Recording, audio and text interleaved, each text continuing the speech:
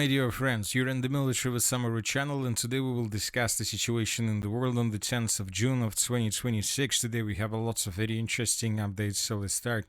And first we're going to talk about the conflict on the territory of Ukraine, and first we're going to talk about the Crimean front line. I would like to remind you that these days both the Russians and the Ukrainians are trying to destroy the bridges of each other. According to information we have, as a result of attack that took place 2 days ago, the Ukrainians managed to damage the Chongar bridge. Once again, let's take a look at this video. This video was published during the 8th of June of 2026, and here we can see how exactly the Ukrainians were attacking this bridge. But we didn't have any updates on the matter whether the Ukrainians managed to deal that damage to the bridge, to destroy it, or so on.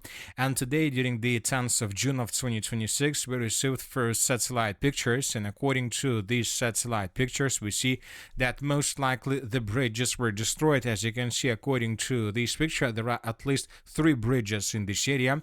So this is the picture by the end of the 7th of June of 2026, and as you can see, according to this picture, there was just 1 bridge in this area. So this is the situation by the 7th, but when the Ukrainians attacked the bridge, the main bridge, the Russians created a pontoon bridge in this area. And when the Russians created the pontoon bridge in this area, the Ukrainians launched another massive attack. And as a result of the second attack, the Ukrainians managed to deal significant damage both to the pontoon bridge and to the main bridge.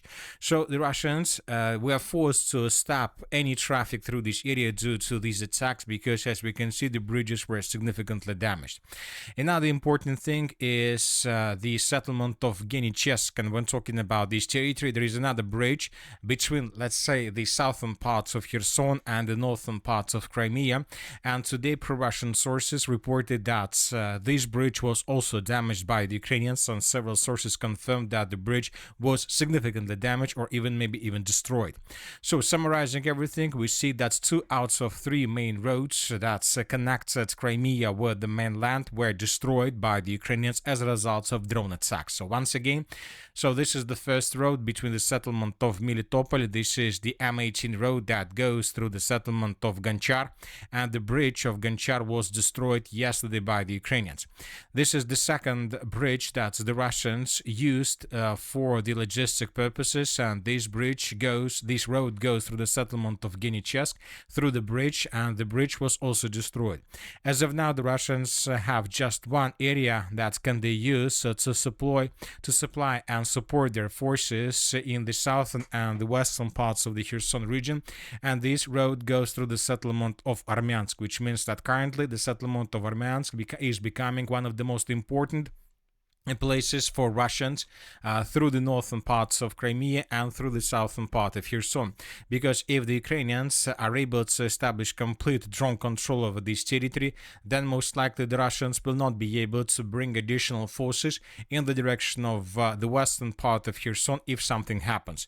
And as we discussed during the previous videos, since the beginning of June, the armed forces of Ukraine made lots of attempts to check and to understand the situation around the Kinburn Spit.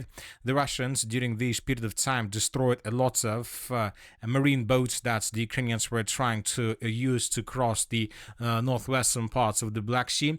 As of now, we see that all attempts from the Ukrainian side to cross the Black Sea were repelled by Russians. The ships were destroyed, but it doesn't mean that Ukrainians will not make more attempts. But the problem is, and the main problem is, that the Ukrainians don't have a lot of time. They need to carry out, if they have any plans for any landing operation or for any provocation through the western part of Kherson region or through Crimea, they don't have like months or years to do this. They have just 1 or 2 weeks before they will lose momentum. The thing is that the Russians, as a result of retaliatory strikes, the results of mirroring strikes, began bombing and attacking the settlement of ZATOKA, and the most important is that the Russians began bombing and attacking the ZATOKA bridge, and this is a very interesting and a very important situation. The Russians began bombing the ZATOKA bridge almost at the same time when the Ukrainians began bombing and attacking the northern Crimean bridges. And on the 8th of June, we received first pictures on this matter where we can see that first the Russians destroyed a ship that was located in the area of the bridge as defense belt. Later we received more videos on this matter. Here we can see how exactly the Russians were attacking the area around the ZATOKA bridge, and according to information we have, as a result of attack, the Russians managed to deal damage to the bridge, but during the 8th and 9th of June of 2026 we didn't have anything that can confirm or that can show us the exact damage that the Russians managed to deal to this object of strategical infrastructure. During the 9th of June we received another video. Here we have an explosion that took place somewhere in the area of the ZATOKA. But on the 10th of June we received a lot of updates on this matter, and these updates are very important. First of all, it seems that the Russians during the 8th and the 9th of June of 2026 managed to damage the bridge, but the Russians haven't managed to destroy it.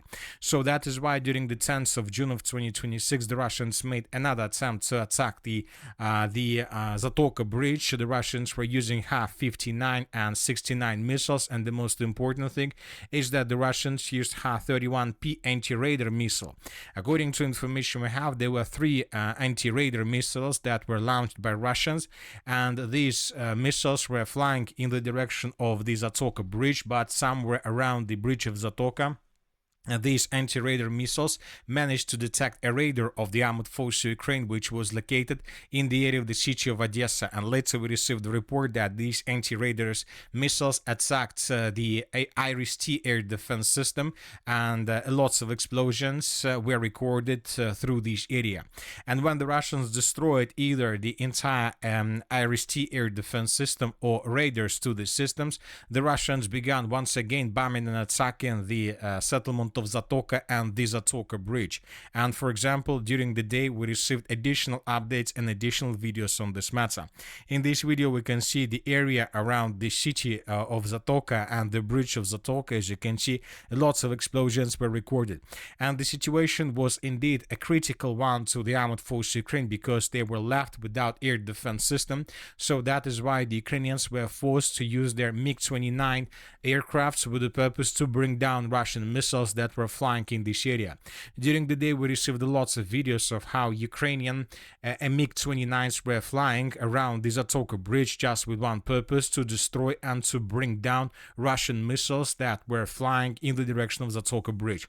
As of now we don't know for sure whether the Ukrainians managed to destroy the Russian missiles or not, but the most important thing that the Ukrainians were forced to reveal their MiG-29's positions and their aircraft and the aircrafts themselves, because now the Russians, if the situation continues developing the same way, obviously during the next missile attack or bomb attack in the direction of the ZATOKA bridge, and if the Ukrainians decide to use their MiG-29's aircraft with the purpose to bring down Russian missiles, the Russians most likely will use their Su-35's aircrafts with the purpose to destroy these planes. So in coming days we might see lots of air clashes in the area of the ZATOKA bridge, because we see and we understand that the Russians are tasked to destroy this ZATOKA bridge completely, because this is going to be something like a mirroring to the situation that the Ukrainians managed to create through the northern parts of Crimea. If the Russians destroy the ZATOKA bridge, the Ukrainians most likely will lose control with NATO, with the NATO and with the logistics that goes from NATO between Romania and the southwestern part of Odessa region. I would like to remind you that there are lots of towns and cities with very important port infrastructure, and if the Russians destroy the ZATOKA bridge, the Ukrainians will lose significant part of logistics and supply with weapons. Another important thing, and probably the most important thing, is that during the evening of the 10th of June of 2026 we received fresh satellite pictures about the situation in the ZATOKA bridge, and according to this picture at least 4 artifacts were detected. Across the bridge in ZATOKA, we have at least 4 artifacts in satellite photos. According to these artifacts, we see black dots along the bridge of ZATOKA, which means that most likely there is definitely some damage to the bridge, but it's not critical. The crossing near Mayaki is which means that traffic is still on the bridge, but with restrictions. So it seems that the Russians, as a result of airstrikes that the Russians started reported on the 8th of June of 2026, managed to deal damage to the ZATOKA bridge. As of now, as we can see according to this article, traffic is still on the bridge but with restrictions, which means that the Russians will continue attacking the bridge, which means that the Ukrainians will continue using aircrafts in this area and additional air defense systems with the purpose to protect the bridge, which means that the Russians have chances to destroy the Ukraine's aircraft in this area, and to destroy air defense systems in this area as well. So it seems that the ZATOKA bridge has become something like a trap, but not for the Russians but for the Ukrainians. The Ukrainians crossed the red line by destroying the bridges through the northern parts of Crimea, and it seems that the Ukrainians didn't expect that the Russians would act so fast and that the Russians would damage significantly the ZATOKA bridge. The Ukrainians understand the value of this area, so that is why they will not count resources with the purpose to stabilize the situation and to protect this area, which means that in coming days we might see the over-concentration of aircrafts and air defense systems of the armored forces of Ukraine through the southwestern part of Odessa, which means that in coming 2 or 3 days we might see hundreds of drones of the armored forces of the Russian Federation and dozens of aircrafts of Russia in this area with just one task, with just one purpose: to destroy as many as possible air defense forces of the armored forces of Ukraine through this territory, and in the end to deal significant damage to the ZATOKA bridge or even to destroy it. So we might see very heavy clashes in this area, air clashes in this area between Russians and Ukrainians, and a lot of things depend on the ZATOKA bridge, and we will understand how the things are going to develop. Hvis du på bare 2 minutter kan få estimeret værdien af din bolig. Now let's move further and let's discuss another important video. During the previous 12 hours, pro-Ukrainian sources published a video of how the Ukrainians were attacking the city of Mariupol. In this video, we can see how the Ukrainians were using drones to attack the Mariupol port infrastructure, and pro-Ukrainian sources reported that as a result of this attack, the Mariupol port infrastructure was significantly damaged, and this is another red line that the Ukrainians crossed since the beginning of June, which means that in coming days we may see lots of attacks carried out by Russians in the direction of the Odessa port infrastructure, and the Russians will be tasked obviously to create a similar and mirroring situation, to make the situation when the Ukrainians are no longer able to use the port infrastructure of the city of Odessa. So as you can see, the Russians haven't been attacking neither the bridge of ZATOKA nor the port infrastructure of Odessa, at least significantly, since the beginning of the special military operation, because the Russians knew that if they attack these objects, then most likely the Ukrainians would attack the northern bridges of Crimea and the port infrastructure of Mariupol and other towns. So this was something like a balance, probably the only balance through the entire special military operation. But we see that for some reason the Ukrainians since the beginning of June of 2026 have crossed these two rules, and which means another important thing, that the Ukrainians most likely went all in. The Ukrainians went all in. The Ukrainians knew exactly what kind of consequences they would face if they do this, but they did this, which means that they have a certain plan, and which means that this plan, the realization of this plan is limited, which means that in coming 1 or 2 weeks we might see something interesting from the Ukrainian side, and the question is whether the Russians are ready for this or not. Now let's move further and let's discuss the situation with massive drone attack that was carried out by the Ukrainians during the previous 24 hours. According to the Minister of Defense of the Russian Federation, the Ukrainians used more than 600 drones to attack deep inside of the territory of Russia, and as a result of attack, at least 3 cities, 3 areas were damaged. The Vladimir region, according to information we have, the Ukrainians attacked this object of energy infrastructure, and this is a very important object of a fuel infrastructure, because the Russians use this pump station to supply the city of Moscow with fuel. So the Ukrainians were trying to destroy this pump station with the purpose to cut fuel supply of the city of Moscow and to create a critical situation on the territory of the capital of the Russian Federation. According to different sources, this object of energy infrastructure was at least damaged.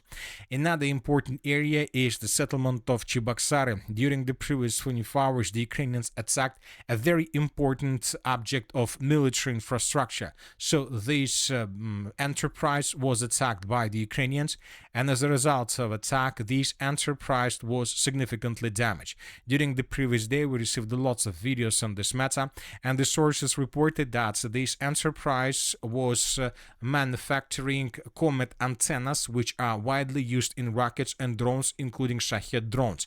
These antennas enable the drones to maintain navigation even when radio electronic warfare measures are applied. So the Ukrainians attacked the enterprise on the territory of Russia, which is responsible for production of equipment that allows the Russians to use drones even when the Ukrainians use electronic warfare equipment, which is a very important situation. Anyway, let's wait and see how the things are going to develop next, but obviously the Russians have probably this is not the only enterprise that can produce this type of equipment, but who knows how the things are developing. Another important area is the city of Samara. During the previous 24 hours, the Ukrainians attacked the Samara oil refinery, and as a result of attack, a fire broke out after the Ukrainians attacked the territory.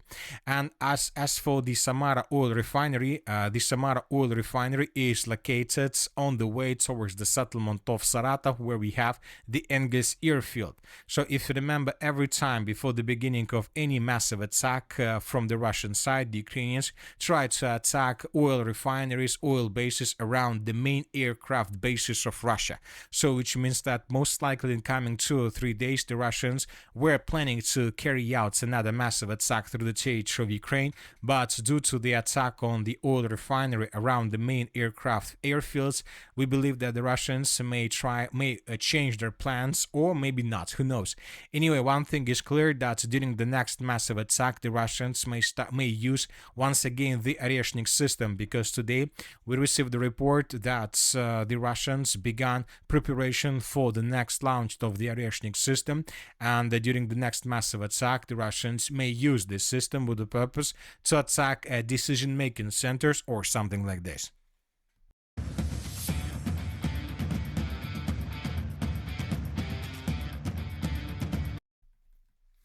Now let's discuss the Russian massive attack. The Russians during the previous 24 hours were attacking mainly the city of Kharkiv and the Kharkiv region. Pro-Russian sources published lots of very interesting videos. In this video we can see how the Russians were using new drones with machinery vision, and as you can see, the Russians were attacking objects of energy infrastructure. The Russians were attacking vehicles. As you can see, these drones are completely autonomous. For example, in these moments we can see that the Russians were flying above some parking site, and the machinery vision allowed the Russians to recognize regular vehicles and military vehicles. And then the Russian drone out-navigated itself, and the Russian drone attacked just a target that was considered as a military target. So as you can see, the Russians right now began testing, or even probably using drones like Hornet, something like Hornet drones that were provided by to the armed forces Ukraine by the United States of America these days. So which means that the Russians are trying to find the balance with these systems as well. Furthermore, the Russians attacked the city of Kharkiv, and the biggest number of explosions took place through the northwestern parts of the city. 2 days ago, the Russians attacked a warehouse in this area, and as a result of attack, the warehouse was damaged but not destroyed. The fire teams managed to extinguish the fire and stabilize the situation, and it seems that the Russians made the second strike in this area with the purpose to destroy these warehouses completely. And in this video we can see an explosion, and then we can see a number of secondary explosions, which means that most likely the Russians destroyed an ammo depot. And as we can see, these days the Russians are over-focused through the northwestern parts of the city of Kharkiv. Most likely the Ukrainians have warehouses, ammo depots in this area that serve just to one purpose, to supply and support the contingent in the area of the settlement of Kazachye Lopany, where the Ukrainians right now are trying to repel Russian attacks. The Russians attack every single day in this area with the purpose to break through Ukraine's defense, and it seems that the Russians are not just attacking Slovakian positions of the armored forces of Ukraine in the area of the city of LYMAN, it seems that the Russians are tasked to achieve a fast breakthrough with the purpose to take under complete control this settlement as fast as possible, much faster than any other settlement through the entire line of combat contact. But as of now, we see that the clashes for the settlement of LYMAN have already taken probably 5 or 6 days, and yet we haven't received anything that can allow us to make any changes on the ground. Anyway, let's wait and see. Obviously, the Russians and the Ukrainians are trying to keep the information about the situation in this area in secret for as long as possible, but it's impossible to keep the situation about the settlement of LYMAN in secret forever. Another important area that was attacked by Russians is the settlement of Pechenegi. During the previous 24 hours, the Russians attacked a gas station in this area along T2111 road, and this is the video of the overnight attack, and this is the video that was made this morning, and here we can see the consequences of attack, and here we can see what left from this gas station, and we see that the gas station was completely destroyed. As you can see, this gas station was located along the T2111 road that goes from the cities of Chuguyev and Kharkiv further in the northeastern direction towards the most northeastern front lines of the Kharkiv region. Furthermore, during the previous 24 hours, it seems that the Ukrainians tried to bring additional reinforcements to the settlement of Veliki Burluk with the purpose to reinforce positions before the beginning of the battle for this territory, but the Russians discovered an ammo depot and destroyed it. At the same time, the Russians, due to significant problems with supply and support in the Kharkiv region due to massive attacks in the area of the city itself and around, the Russians intensified their offensive operation, and as a result of clashes, the Russians managed to break through Ukraine's defense and to shorten the distance to the settlement of Bielый Kolodец from the west and from the southwest, and these are the changes on the ground. As of the end of the 10th of June of 2026, pro-Ukrainian sources began publishing updates that the Ukrainians is the side who began counterattacks in this area, and as a result of these counterattacks, the Ukrainians managed to improve their positions. So you see that 5 months ago, when the Russians were attacking Ukrainians, the Ukrainians were attacking the Russians somewhere else, on some other direction, with the purpose to slow down the Russians. And we saw that sometimes these tactics brought results to Ukrainians. But as of the current situation, we see that the Russians begin offensive operation and the Ukrainians sometimes begin immediate counter-offensive operation. And where the Russians make changes in their favor and mappers and so on, the Ukrainians make changes in their favor as if there is a counter-offensive operation from the Ukrainian side. So this is a very interesting new tactics that the pro-Ukrainian sources began using. But let's see how these things will affect the situation on the ground and maps of different mappers. Frie fejrer jubilæum, men gaven, den er til dig. Lige nu får du nemlig også et gavekort på 750 kroner, når du melder dig ind. Se tilbud og vilkår på frie.dk.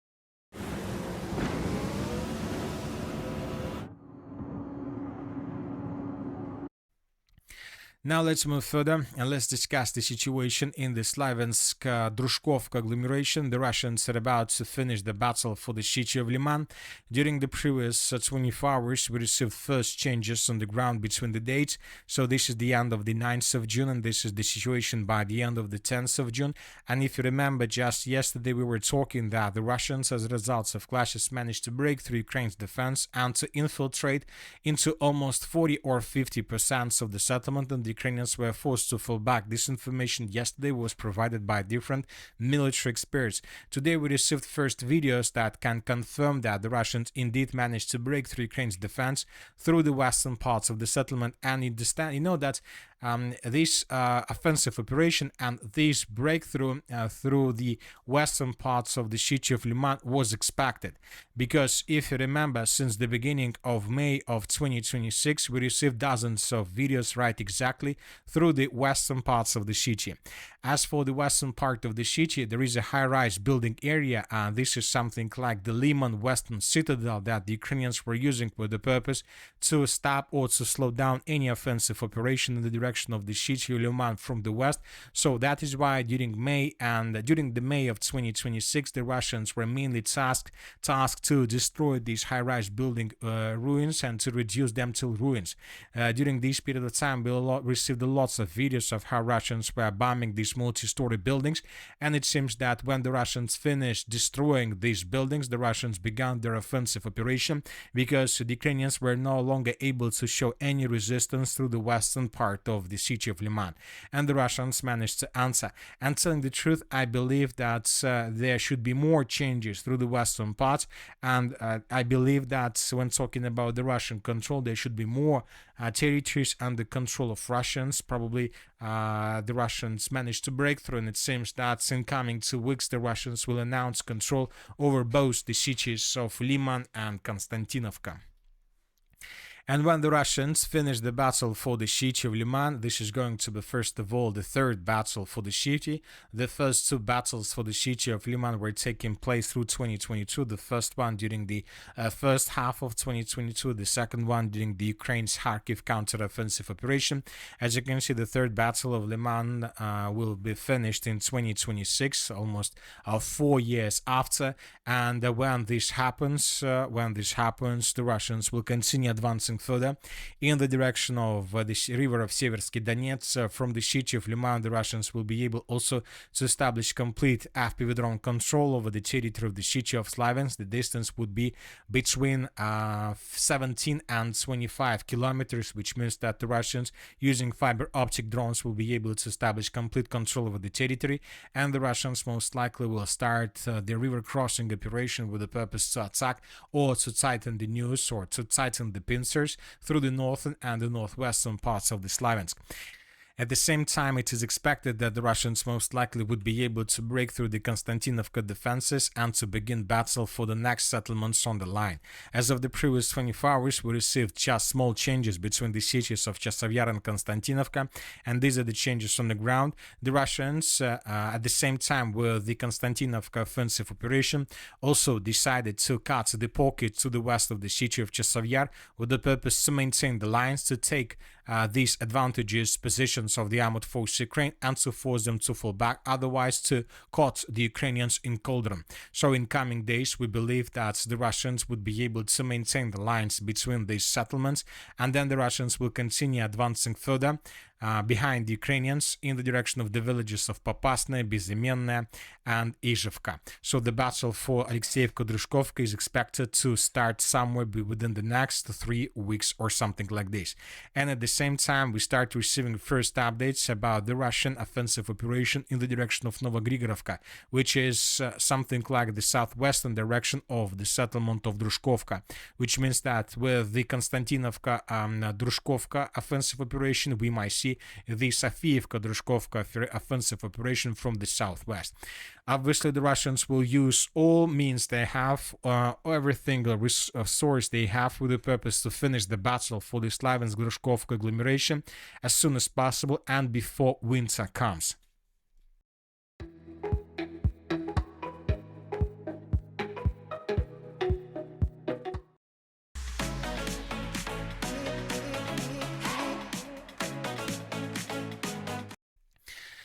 Now let's move further. As for the Zaporozhye direction, these days we continue receiving updates about the situation between the settlements of Ivanovka, Andreevka, Klivtsovo, Lesnoye.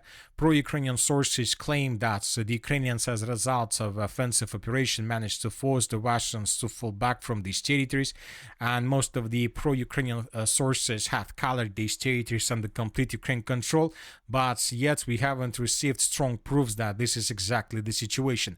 But at the same time, we received lots of videos from pro-Russian sources that confirm completely opposite situation. Today, pro-Russian sources published a video from the settlement of Tolstoye. In this video, we can see how Russians were moving through the settlement of Tolstoy, which means that the village is under complete and strong control of the armed force of the Russian Federation. With this video, the Russians were trying to show and to confirm that the reports about the Ukrainian counter-offensive operation in this area is just a media counter-offensive operation without any proofs on the ground. Anyway, let's wait and see what is going to happen next, because according to pro-Russian sources, the Russians right now are trying to improve their position significantly in the area of the settlement of Lesnoy between the settlements of Velika Mikhailovka and Gavrilovka. Obviously, sooner or later, the truth will be revealed and we will understand what exactly is happening in this area.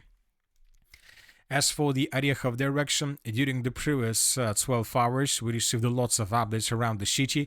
The Russians are conducting the reconnaissance operation, and the Russians began moving in the direction of Novoandreevka and the city of Orekhov from the southwest. These are the changes on the ground between the dates. This is the end of the 9th of June, and this is the end of the 10th of June. The Russians captured several true lines, and the Russians continue advancing.